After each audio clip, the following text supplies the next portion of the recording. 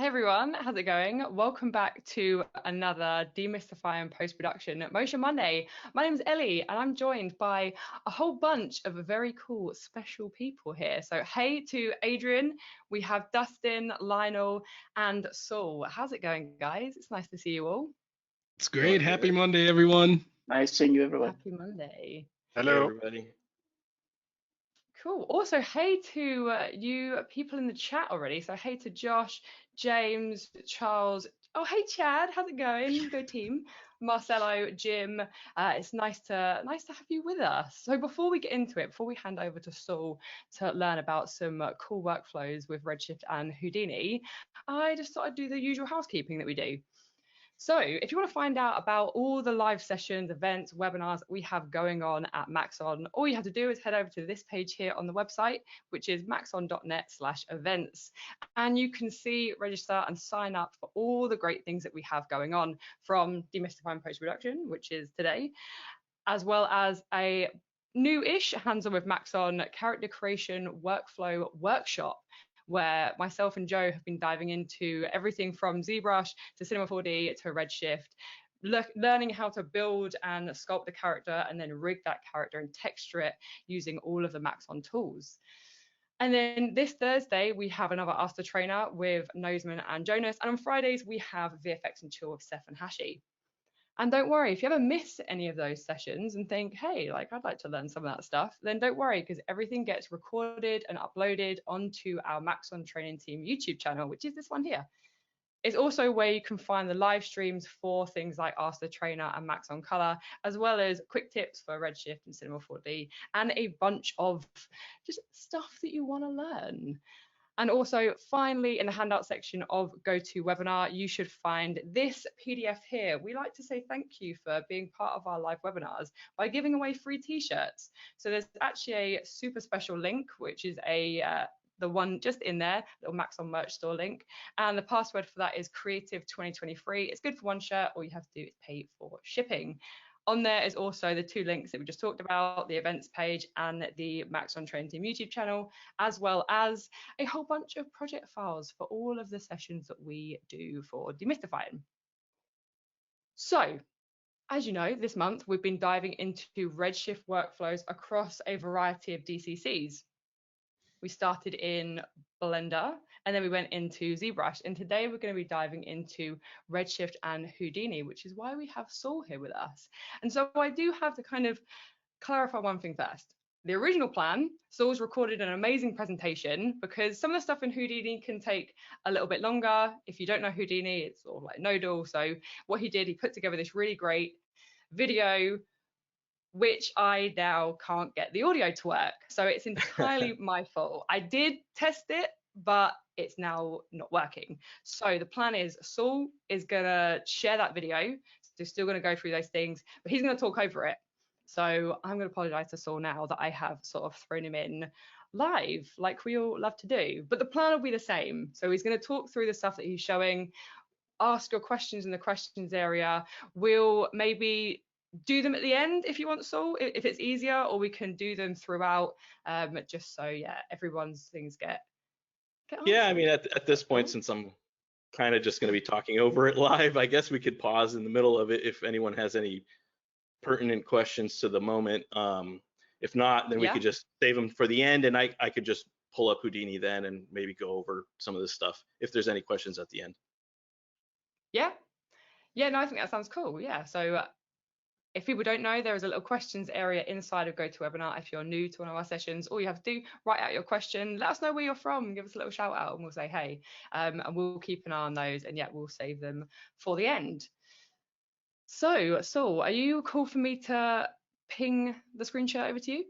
Yeah, that'd be fine. Cool. Let me find your name. There we go. You should get a little pop-up now. Okay.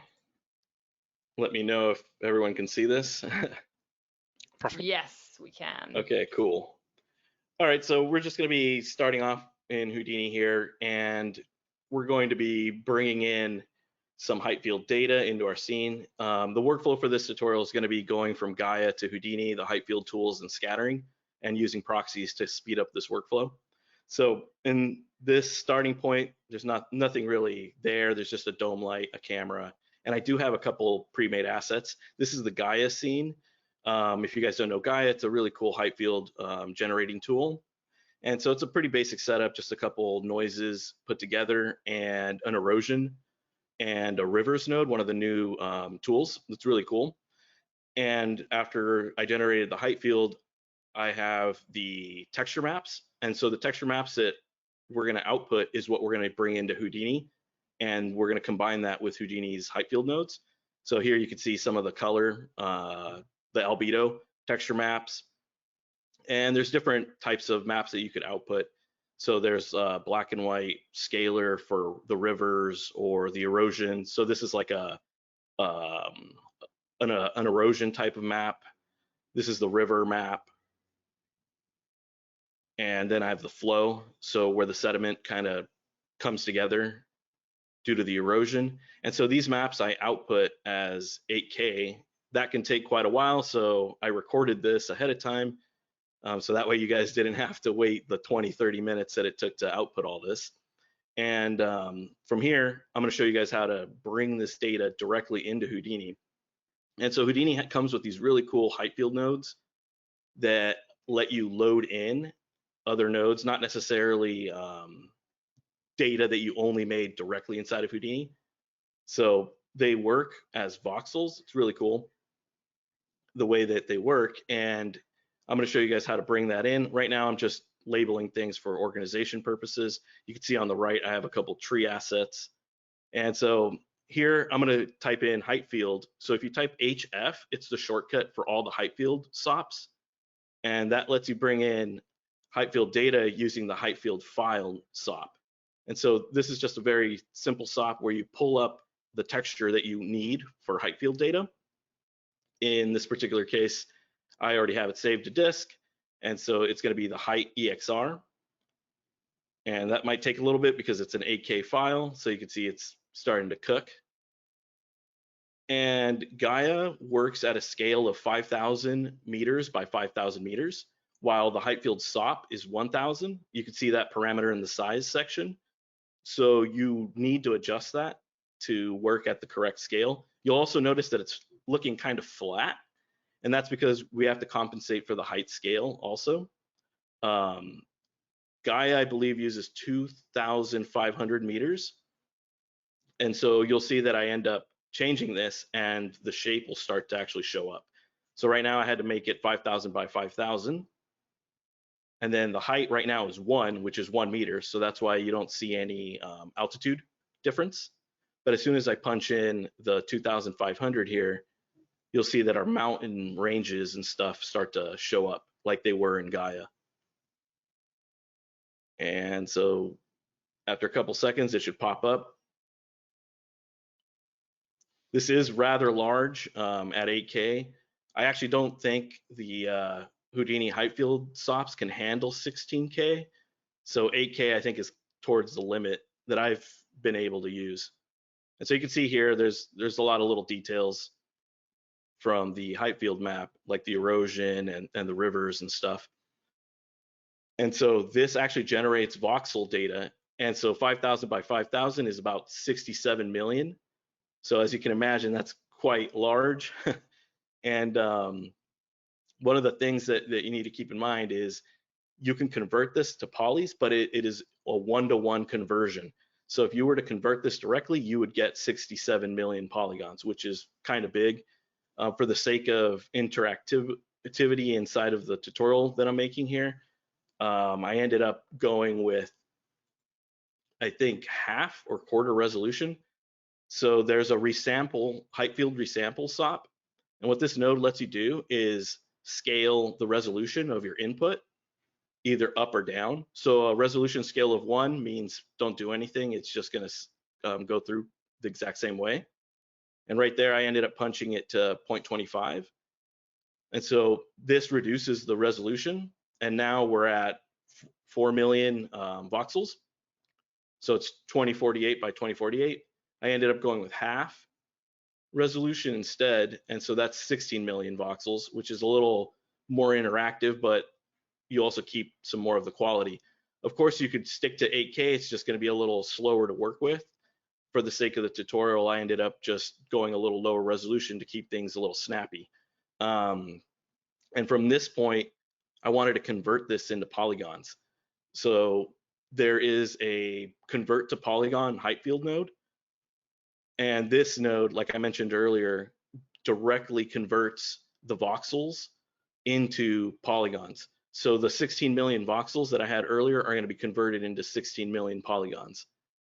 The convert Heightfield node has a couple options, like the density control. And so there you could reduce the resolution further if you wanted to, let's say half or a quarter or whatever. And you could pick the height layer.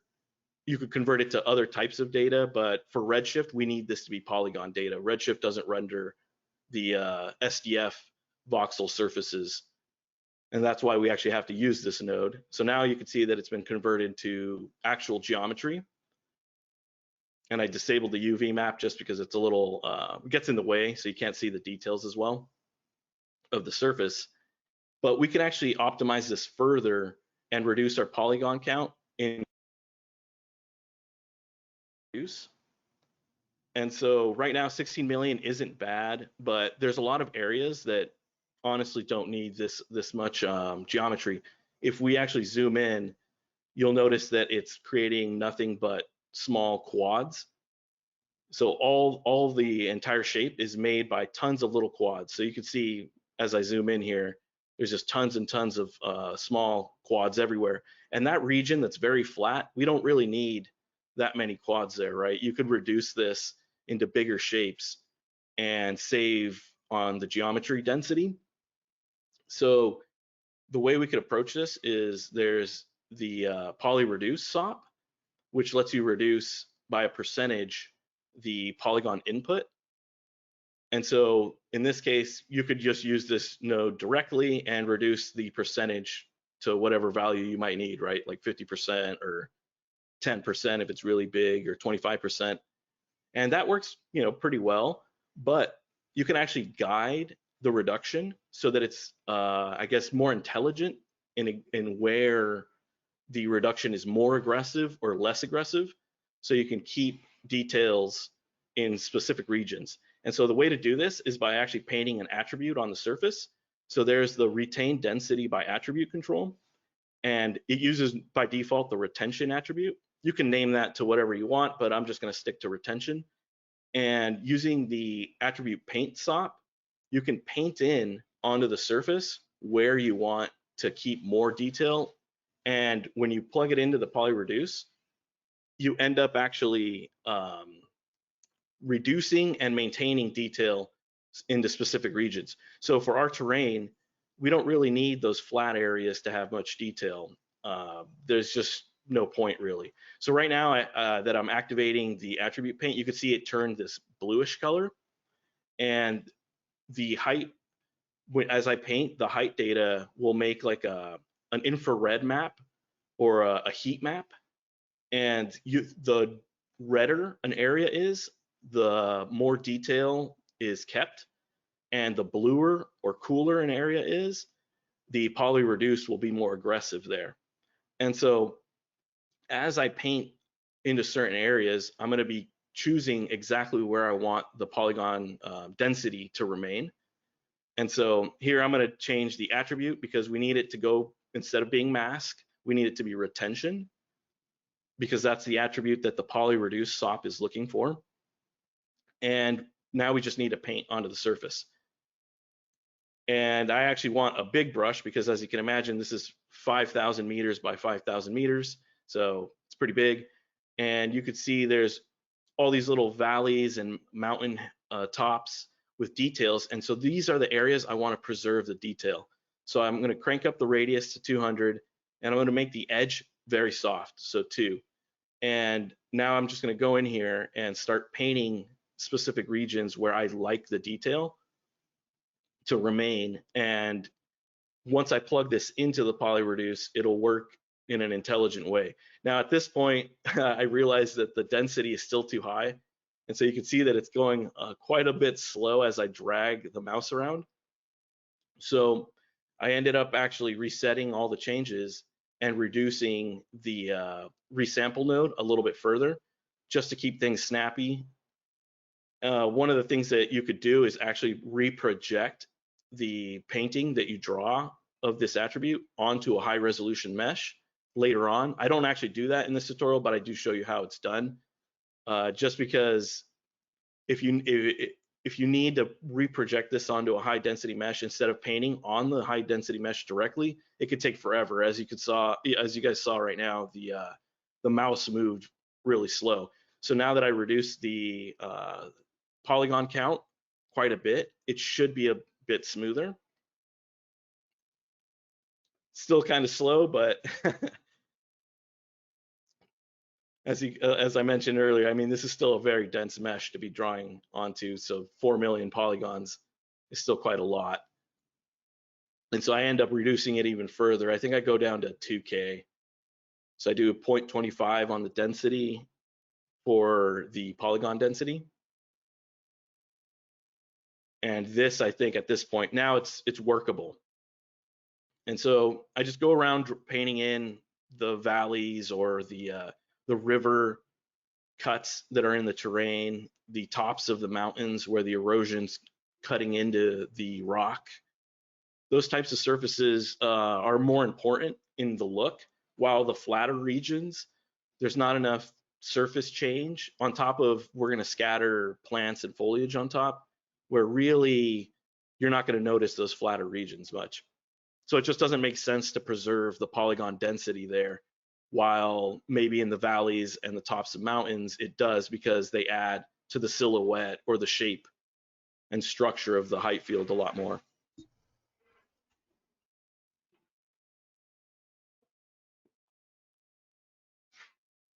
And yeah, I kind of just go around painting the surface. As you can see, the deeper red regions is where the Polyreduce will be saving the detail the most.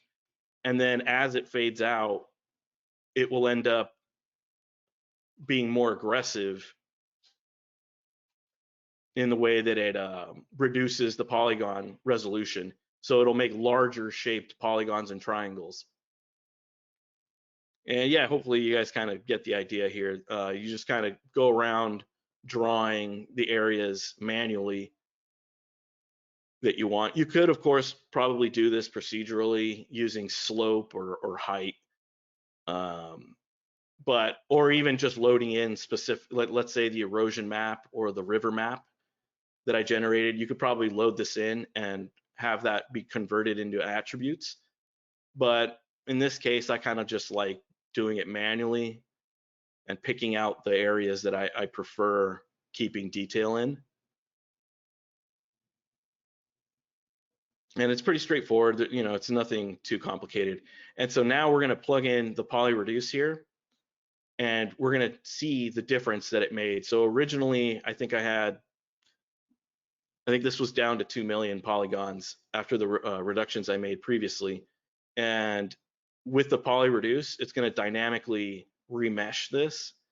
And so hopefully this will get the polygon count down significantly and keep the details only where we need it. And so now you can see in the wireframe, certain regions have larger shapes in the quads and triangles, and we went down to 1 million, from 1 million polys to 261,000. So a pretty major reduction, but we still have a lot of the details on certain surfaces. So you can see that the rivers and the tops of the mountains, there's still a lot of detail there, while we were able to reduce the mesh density everywhere else that we didn't really care so much about. And so this technique you could use to then reproject all of this back onto a high resolution mesh. The attribute paint has some options for this, and I'll show you where they are, but I don't actually go into using them, just because working with the full resolution mesh was going to take a while. And for the scattering that we're going to do next, it's just faster to work with low resolution proxies first.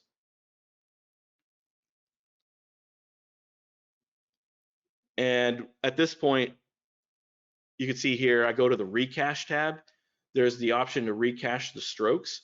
And so this lets you then plug in a higher resolution mesh, and it'll repaint and reproject the attribute paint that I did onto the high resolution mesh.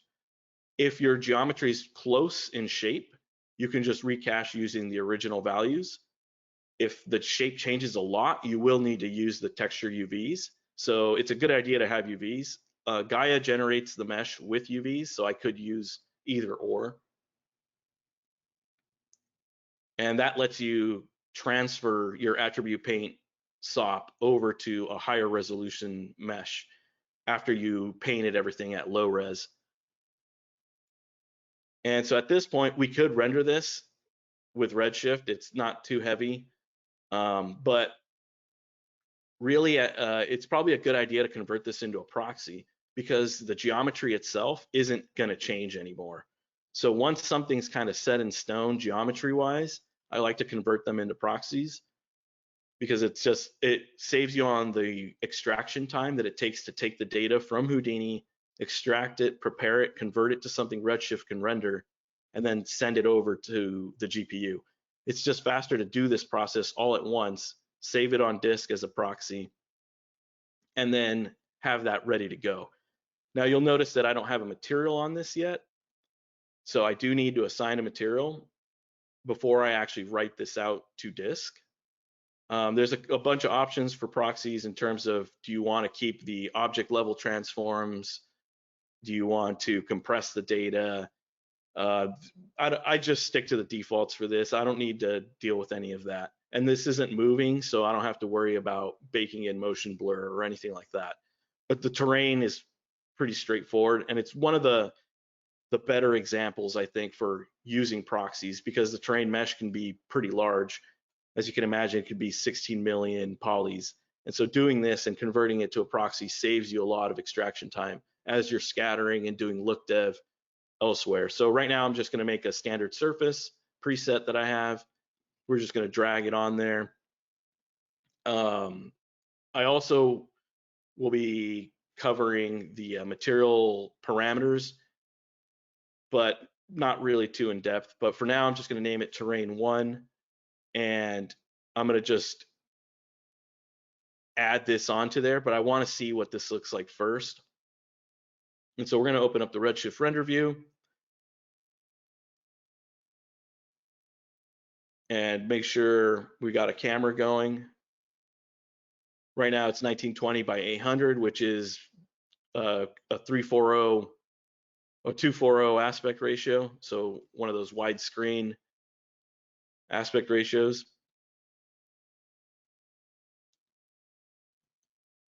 And I'm going to override the IPR resolution to half. I like to do this just to make things even faster while you're doing look dev. I don't need to be rendering the full resolution, so let's just keep it half res for IPR. And let's just start rendering. Right now it's not a proxy yet, but just to make sure everything's working before we actually write this out to disk as a proxy, I want to test it out a little bit. And so I'm going to load in our albedo texture that we generated earlier through Gaia. And so this is inside of my HIP text folder where I keep all my texture assets. Organization, it's key. A lot of people, I think, forget to do that, and it could lead to headaches later on. And so we're going to just pipe this in directly. And also I'm going to make some of the mask texture inputs. So mask 1, which is the flow that I showed you earlier, and also the river mask. And so these can be used to blend materials or change colors. I'm not going to use them yet, but it's good to have them brought in already. And for the type of material, a lot of people don't know about the new diffuse model, the Dion-Lambertian spheres. That is an awesome BRDF for terrains or very, very porous surfaces.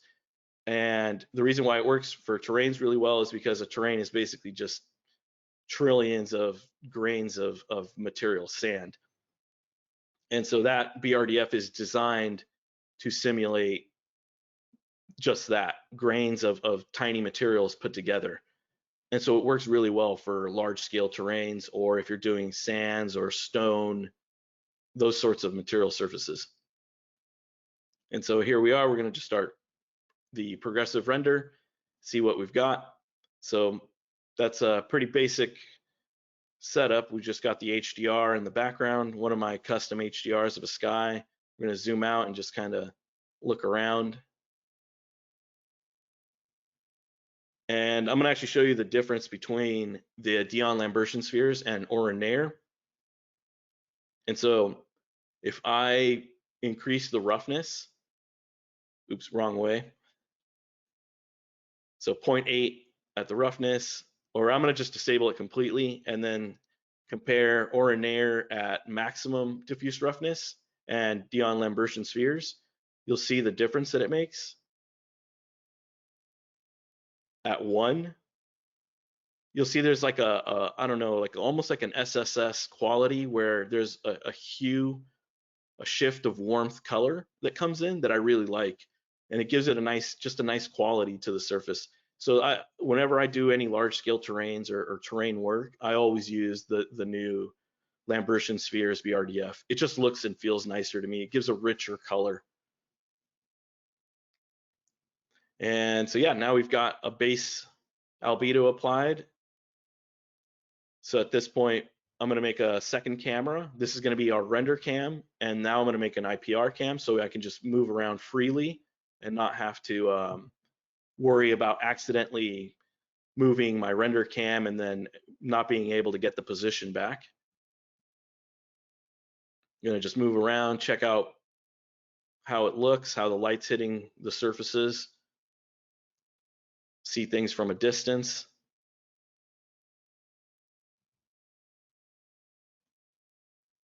Pause that, and I think at this point we can move on to adding a global. Actually, no, we're going to be adding the proxy. We're going to be converting this into a proxy now that we have a base material. So with the proxy shelf tool, I just clicked that. It makes an object, Redshift proxy object, and it has everything enabled. You don't have to use the shelf tool. All the object nodes have the proxy option, but I ended up just clicking in that because it's faster. And I'm gonna load the lr.rs. I made this earlier. So I have the full resolution at 150 megs and then the LR version, which is lower resolution, but it's still heavier. So I think this one's 16 million polys. But because it's now in proxy form, it's just gonna load quickly. And I do want to override the material. So in the proxy options, this lets you override a material with another material in your scene. And so that way we can look dev the material while the object is already a proxy. So I'm going to just do a list override. And the list override is just the most convenient. It lets you add as many overrides as you want, and it'll give you a drop-down list of what materials are assigned to the object. And so I'm replacing the original material with the material that I'm actively using in this scene. And that way I can adjust the material live while the object itself is a proxy. So you don't have to necessarily only work with the materials that you created when you exported the proxy. So you can see there's a little more resolution here on the mountains, and it loaded way faster. It just kind of just started the moment I press play, and that's because it's already prepared for Redshift. So this is a perfect example where generating proxies for large meshes like this save you time, because the mesh isn't moving, it's not doing any deformation or anything. So just having it a proxy and working on the materials will save you time later on down the road. And so at this point now, I think it'd be a good idea to add a little bit of atmosphere and fog to our scene, just to give it a larger sense of scale. So in the Redshift advanced options, there is a couple things I want to change. I personally don't like using hardware ray tracing when I'm doing IPR work because optics tends to trigger refreshes more often. I only turn that on for final renders, to be honest. And though, you know, it depends. And I'm going to reduce the trace depth for the GI to 2. And the reason is because I have a dome light. Light is already shining from all angles anyways. And this is an outdoor scene. So the difference is that higher bounces are going to add to this are minuscule. And the refraction depth, I'm dropping it to 1. I don't plan on having anything refractive. Maybe I'll have a liquid like lake or something, but I only need a depth of 1 if that's going to happen. And so now I'm going to turn on the volume scattering. As you can see, it blew out the image. And that's because at this point, the dome light is shining light from all angles. And so it's lighting our scattering from all angles instead of like an area light or a point light. So I need to reduce this. I'm going to set this to 0 for now. And so it's going to completely disable our scattering. But I'm going to activate the fog. And so what I like to do with fog is I color pick the horizon, and that gives me a general color that might work well, or a starting point to then start bumping up our fog attenuation. And that way you're not just using a white color or anything like that. A value of 1 is way too strong. So you want to start really small, depending on the scale. So 0.01, still too strong. I think I end up reducing first, though, the environment fog. And so this value controls the fog for infinitely far objects, like the dome light. So setting that to 0 removed the fog completely from our dome light. So I always do this, and I maybe bring it back up a little bit, but I almost always set that to 0. That way the fog is only affecting our geometry in the scene, but it's not being covering up the dome light or the environment. And so now I start making it a little warmer, like a slight desaturated pinkish color, brownish pink.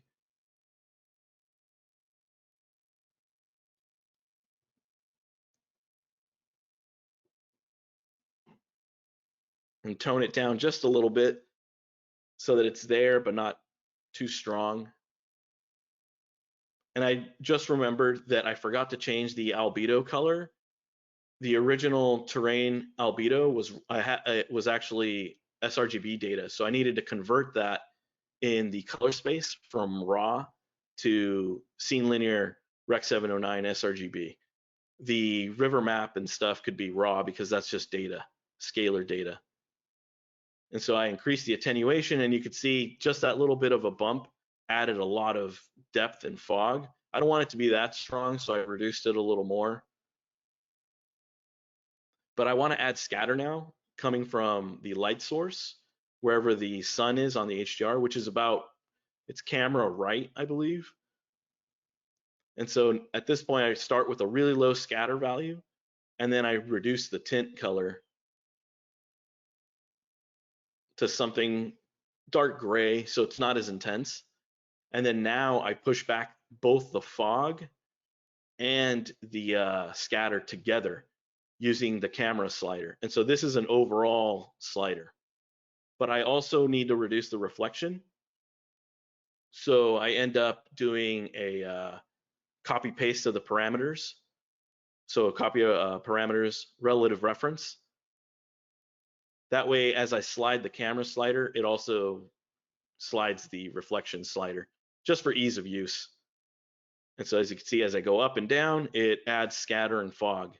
And so I tone this down to 0.5 to keep things not too strong, not too light. And then I kind of move around just to see how it looks from different distances. Now, something I actually forgot to do while I was recording this was change the anisotropy of the scatter. So atmospheres tend to have a high anisotropy value where they scatter towards the sun. And so I probably should have changed that, but I forgot to do that during the recording. And so at this point, we can now move on to actually scattering our tree assets. And so there's a ton of scattering tools inside of Houdini, but some of my favorite are the Heightfield scatter tools, just because they work really well with the Heightfield data. So you could do slope, erosion, altitude. There's just tons of options for the masking of the scattering. And so the Heightfield scatter SOP it's an HDA that comes with a lot of straightforward options to increase scales, the fall offs, the ranges. As you can see, it generated tons of points. It almost made 1 million, so 978,000 points. But right now the points are being scattered everywhere, which is not what I want. So I'm going to reduce the coverage so it could be a little snappier while I make the masking of our point positions. Because working with this much, and actually it didn't even reduce the points, so I need to reduce them even further. So maybe 0.001. And this will generate only 12,000 points. So this is a lot faster to work with in the meantime. 125,000 points, still relatively smooth. And so at this point, I need to now make masks to control where our points are being positioned.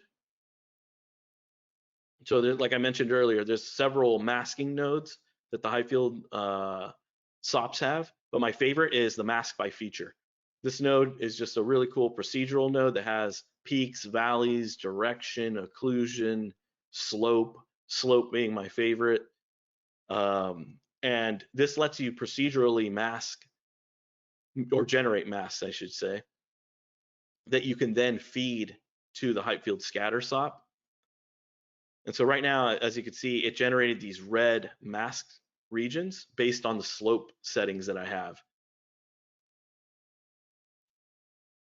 And so in those areas, right now, it's actually inverted from what I want. So red in a mask, when we feed it to the scatter, means that is where points will go. So we need to invert this. And so now red is where the points will go, and where there is no red is where points will be culled. And so we could adjust the slope angles, and that might help, but I'm going to actually combine this a little bit later with the texture maps that I generated. But let's just see what it looks like with the Heightfield scatter.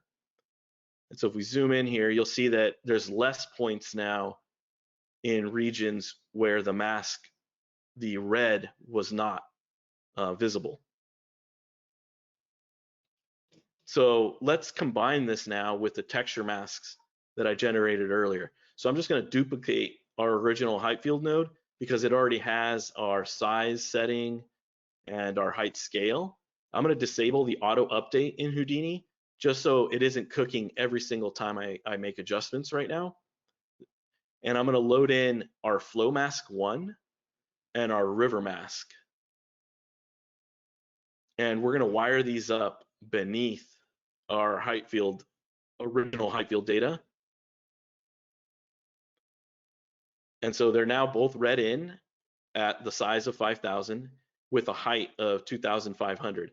The height for masks actually does influence the look of the mask. So we're going to just load this in and see what we get. So let's disable the cooking of the resample, the baking of it, and let's turn on auto update. And this might, it's going to take a little bit because there's 3 8K maps now that need to be converted into voxels.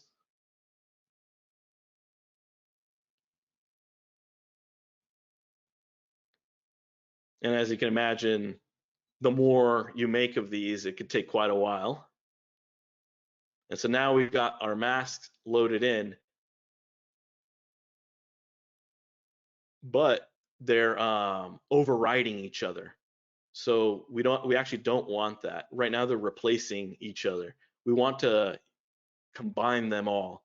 So I'm going to set our Heightfield Maskbyfeature to be, instead of replace, we're going to set this to add.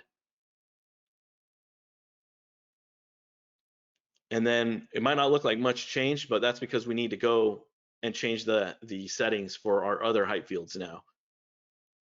So these two, instead of being add, we're going to make these subtract. And there's other options like multiply, difference, but I usually stick to just add and subtract.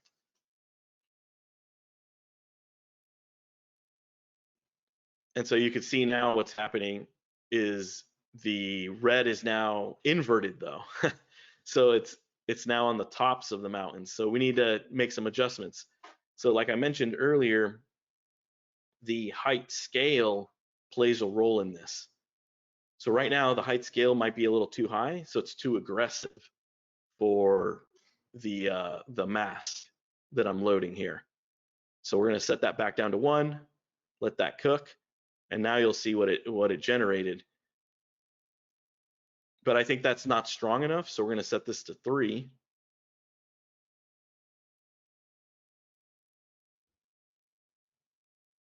And what we end up with is our erosion is visible now, our rivers are still intact, and we have slope and the tops of our mountain peaks. And so now using this new mask, we're going to use this as a mask for our scattering. And so as you can see, it kind of breaks up the consistency. So there's certain areas with more or less points. And as we increase the density of our scatter, that the regions without points or less points becomes a bit more obvious. So at this point now, we need to actually scatter something onto these points. So I'm going to bring in our tree assets. So I'm going to make a couple object merge SOPs. And we're going to load in some of our trees. So I'm going to bring in a baobab, an acacia, and a European broadleaf. Now these are just 3 random trees I like. Obviously, if you're trying to match a specific biome of a certain region, then you're going to want to use the trees for that region, right? And so we're going to just load in 3 trees. Each of these trees is pretty heavy. I think the acacia is about 1 million polys. The broadleaf is about 1 million polys. The baobab is 2 million something. So they're all pretty heavy assets. As you can see, it takes a little bit of time to object merge them in.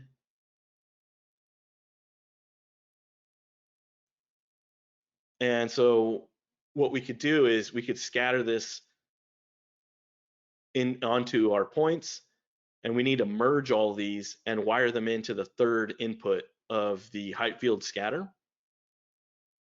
But if I do that just directly, what ends up happening is you get random assignments, but they're not weighted. So they're equally distributed. So you need to actually create an attribute called weight. And this weight attribute lets you designate using on primitives an integer value to designate a weight so that one attribute is more likely percentage-wise to scatter than another. So if we wire this in, and we're going to just duplicate it for all 3 of our tree assets, if you change the value, let's say to 20 for one tree, that means the weight of that asset is 20. You don't have to do it necessarily 0 through 100. You could add any value you want. I just like to use 0 through 100, so 75 for this asset and 25 for this asset. And so the weight means that assets with larger weight values are more likely to be instanced. So you could just think of it as a percentage. So 25%, 75%. I don't think it's actually based on a percentage, but that's just the way I like to think of it.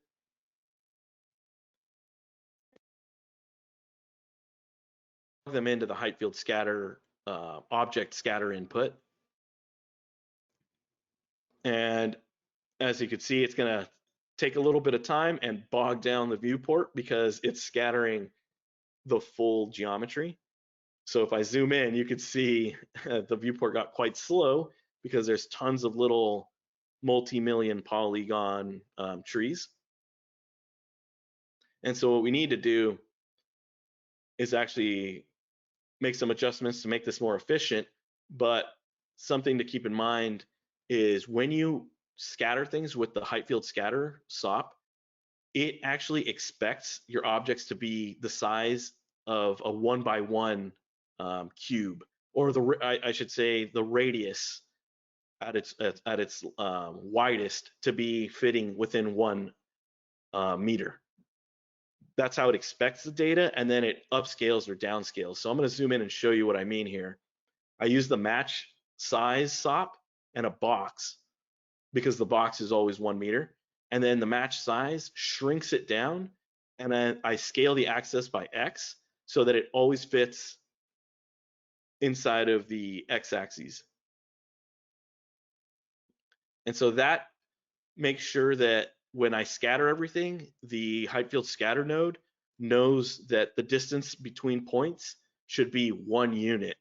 And then you could adjust this obviously in the Heightfield scatter, but then this is how it intelligently avoids collisions. And so at this point, you could increase or decrease the scales, but we need to make the viewports smoother. So I unlock the Heightfield scatter HDA, and I'm going to dive in there. And then inside of the copy to points SOP, I'm going to change the display as to bounding box, because that's just going to save us a lot of trouble in terms of viewport interactivity. And so now once that cooks, the viewport should be a lot smoother to work with. And so now we're going to randomize a little bit of the up angle. So instead of the trees only pointing perfectly straight up, we're going to randomize the angle by about 5 degrees, I think, so that it's that randomly it can tilt 5 degrees left or right, forward, backward. And then we're going to randomize the yaw so that the y-axis can rotate 360 degrees. So 180 randomization in both angles. We also need to disable the keep incoming terrain. And the reason we have to do that is because Redshift can't render the terrain, like I mentioned earlier, because it's not a polygon data. So we don't want the terrain data, we just want the scattered points. And now at this point, we can make some further adjustments. I'm actually going to disable the relax points just so that the points cluster a little bit more and also speeds up the cooking time, because relaxing point iterations can take a little longer. And at this point, I don't really care too much about that. And now the variability range is the size scaling range. So it can randomly be 0.5 or 1.5 units. So each unit is 1 box, so 1 meter, 1 by 1 meter. So we need to scale this up for our trees. I'm going to just do 5 and 8. And so now it could randomly be up to 5 or 8 meters. And now we're going to increase our coverage. So the density of our terrain is points are higher. So let's just set it to 1. And now you can see that it's scattered a lot more points. We're at 190,000, not too many. We could go maybe reducing our fall off or scales, or there's just a bunch of different ways we could approach this. Well, something that's pretty cool is we could actually also nest the scattering. So we can actually scatter around our scatters. I might show that at the end of this tutorial once we go live if there's any time left, but you pretty much just nest the Heightfield scattering and feed it the previous point iteration back into itself. So in nature, bushes and stuff tend to grow, smaller plants grow around larger trees that provide them shade. So it's a really easy way to nest structures like that and iterate structures of growth. But anyways, at this point, I think we could try to render this out and see what happens. I need to make sure that under the instancing tab for our object that has the point instances, I need to enable instance SOP level pack primitives. Because if I don't do this, it's not going to render our scattered output. And at this point, I also make a null and an object merge just to keep our project clean. So that way the terrain node and the scatter itself will exist in a separate object node. That way I could keep things separate and just hide the original terrain data. And of course, you could always write the scatter to disk, save time and not have to bake or cook it every time you load up your scene. So now we activated instance SOP level pack primitives. And hopefully this should work. It might take a little while because there's just so many assets and I have to prepare the textures, etc., for the geometry.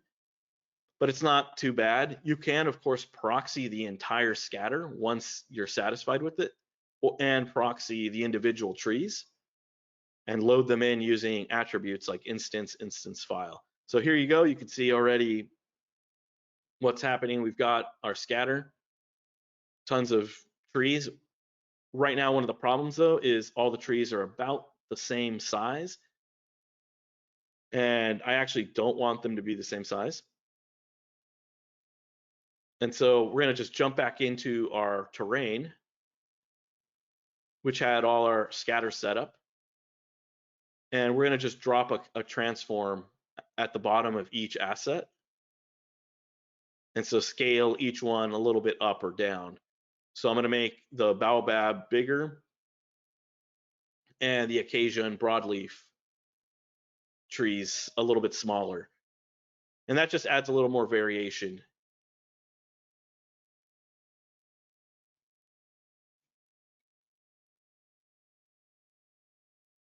And so normally scatter updates are not live in Houdini. You could turn it on in the render settings, but I usually don't because when you're scattering this many objects, every little change can cause a reload, and I'd rather not have to do that. I'd rather choose myself when I want to reload the changes I've made. And so now you can see that we've got some variation. The baobabs are bigger, and the acacias and the European broadleaf are a little bit smaller. Let's change the camera angle and let's just fly around and just check out the look. Lock the camera. And yeah, you guys could see how it was relatively handling this well, even though there's crazy amounts of geometry.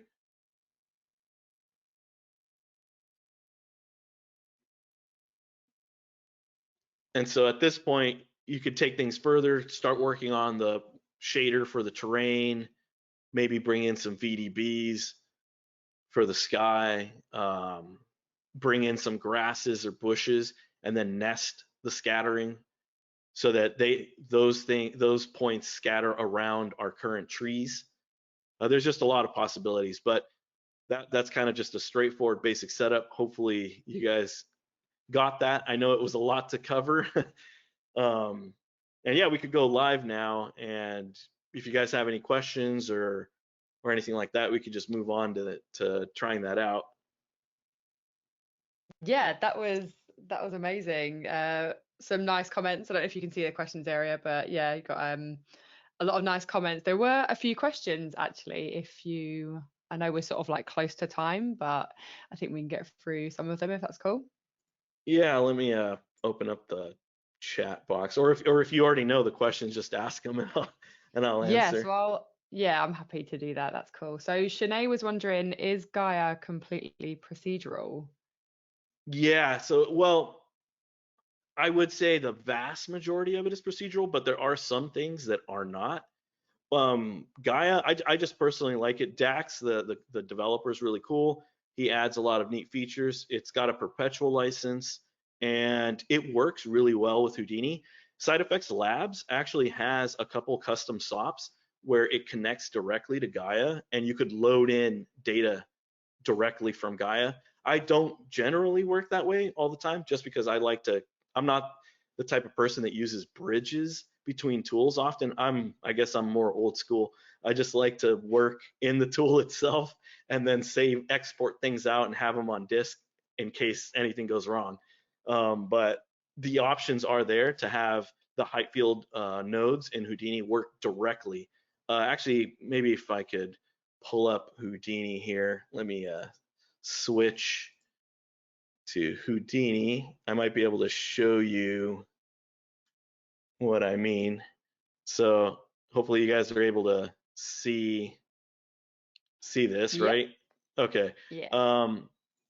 If I dive in here, there is, let's see, the Side Effects Labs. Where is it?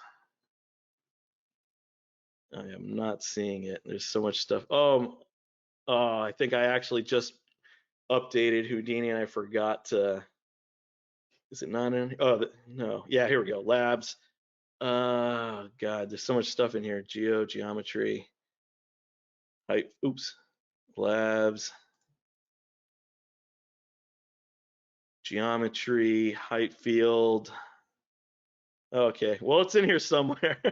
There's just so many tools that they've added to labs.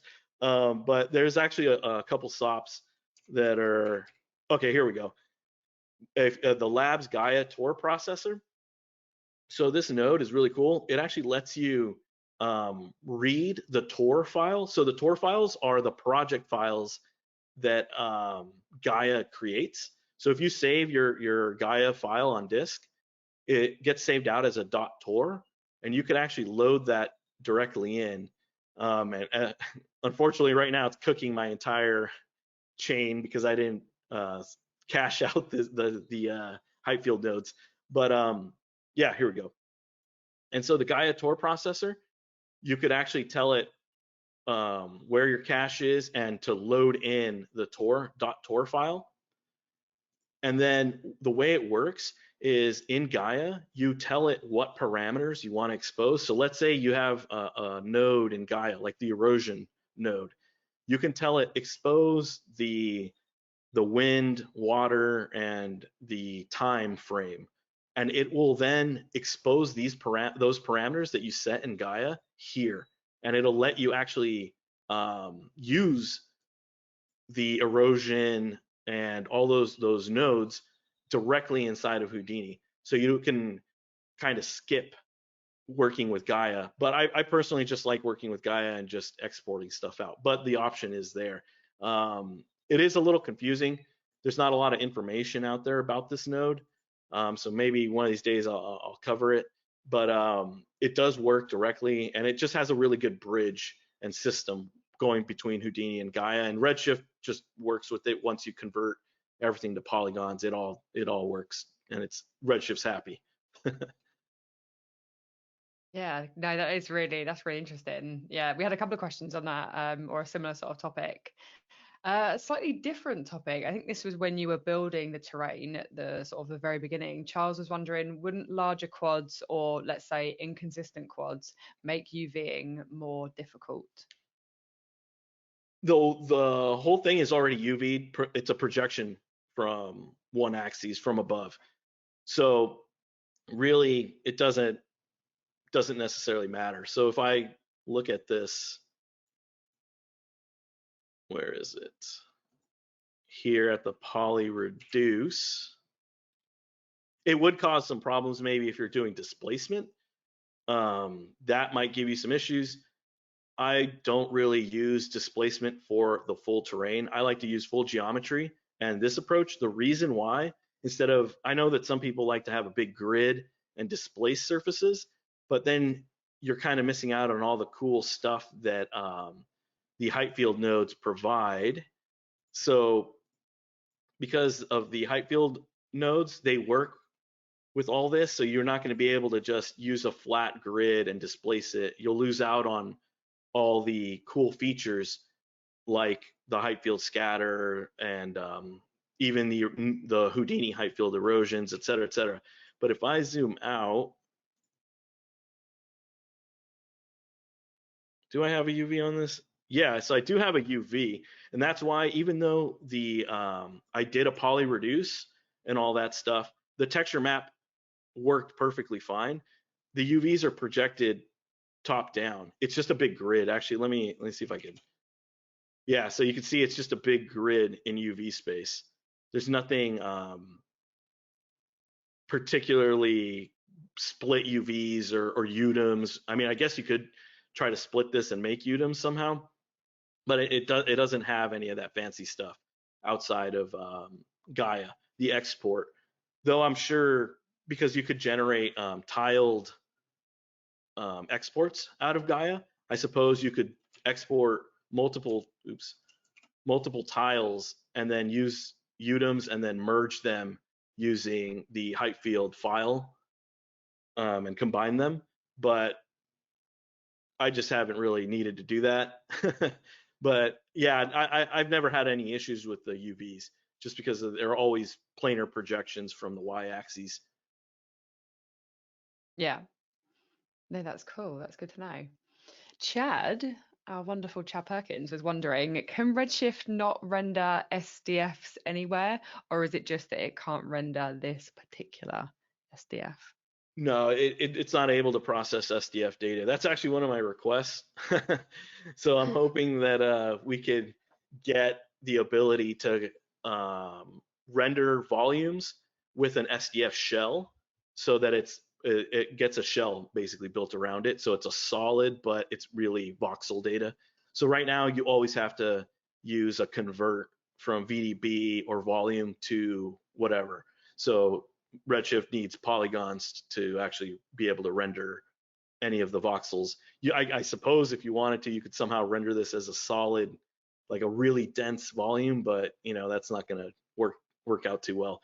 So yeah, that is something that I've asked. So hopefully that's on the to-do list, but there's a lot of other priorities for volumes right now that need to be done first. But yes, converting volumes to shelled SDFs or the opposite, converting meshes to volumes is definitely something that's on the to-do list for our new volume dev. Cool. There you go then, Chad. Another one from Shanae. So you were talking about the polygon reduction sort of workflow.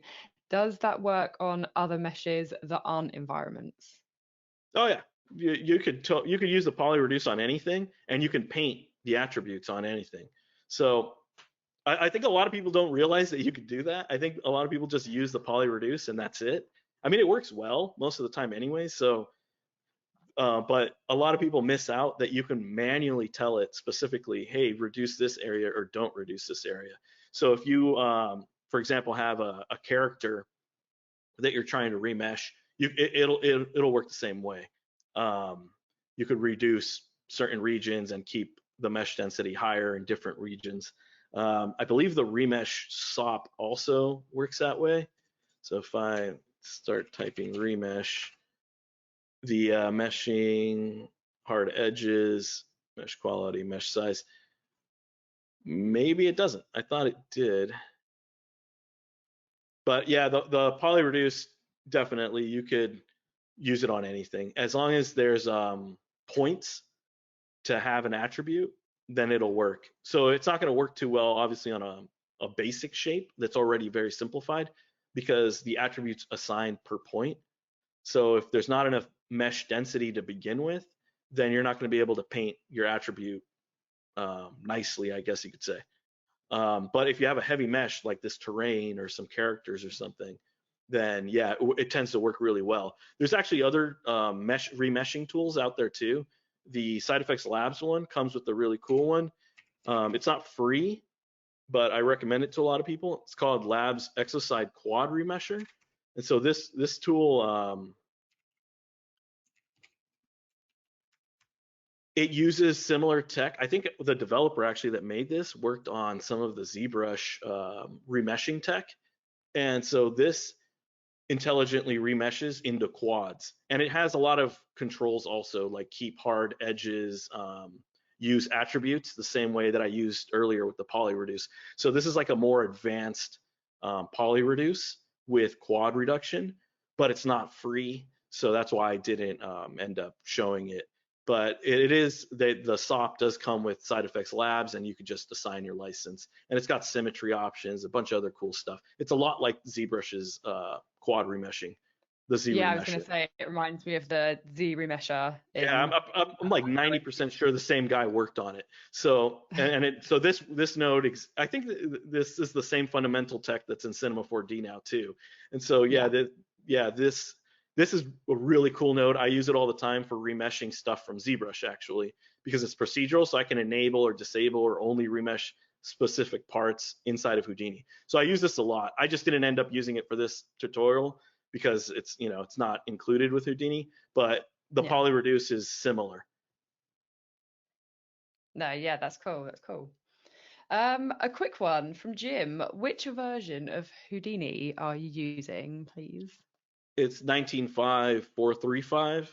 So the latest one Redshift supports, even though the next build will support the next stable build. But these Heightfield tools have been in Houdini, I think, since 16.5. They've been around for a while. They've gotten better, so there's a lot more options now. But the general fundamental features for the Heightfield SOPs, they've been there for quite a few versions. Cool. So 2 more, and then yeah, we can wrap this up. So a quick one from Yassine. Is it possible to put a noise on the volume scattering to break the volume a little bit?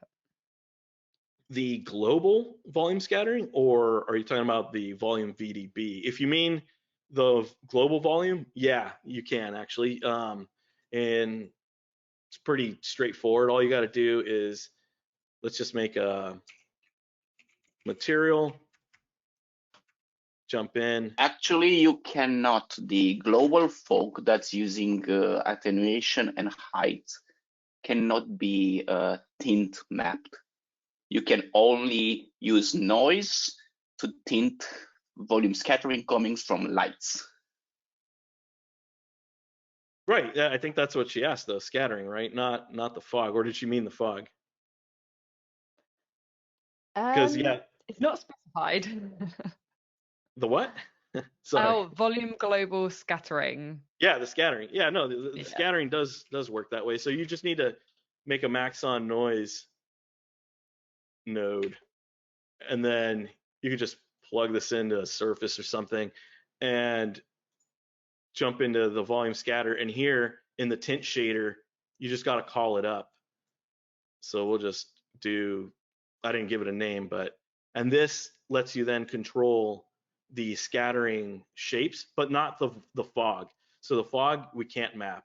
I'm actually hoping that gets opened up too when there's an overhaul to the fog. Another task for our new volume dev. And this way you can at least add noise to the scattering.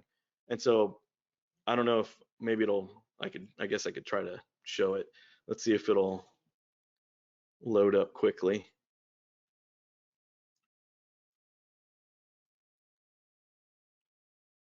Let's see. Might not be too visible. Let's just set this to 1. Nope, that's too much.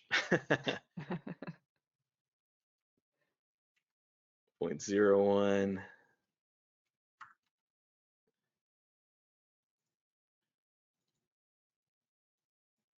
And unfortunately, you can't isolate this. So I don't think it's easy to see. And this isn't going to help since it's a dome light, so it's being lit from everywhere. So I might have to just make an area light or something. Let's see. But let's just try it. I'll make something obvious like a box. And let's just see if it actually is making a difference. Scale of 20, 30.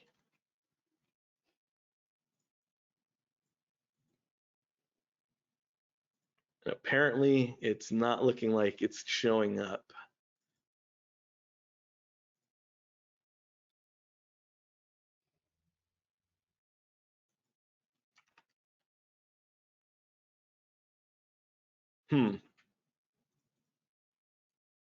Yeah, I think the dome light's just not going to help in this scenario because it's not coming from a specific location. Yeah. So if let's see, camera.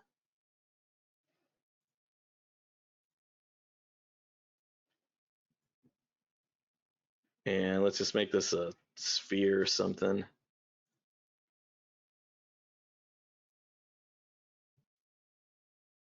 And let's just hide or disable our dome light.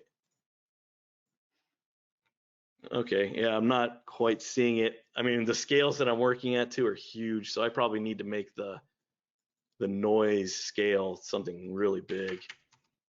500.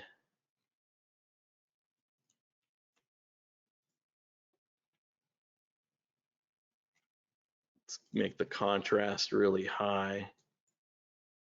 Huh, yeah, it's not showing up. That's weird.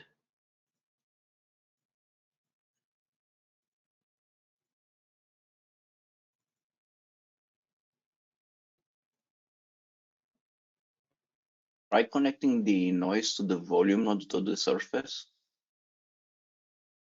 Oh yeah, I think oops. That's why I think it's supposed to be volume, not surface.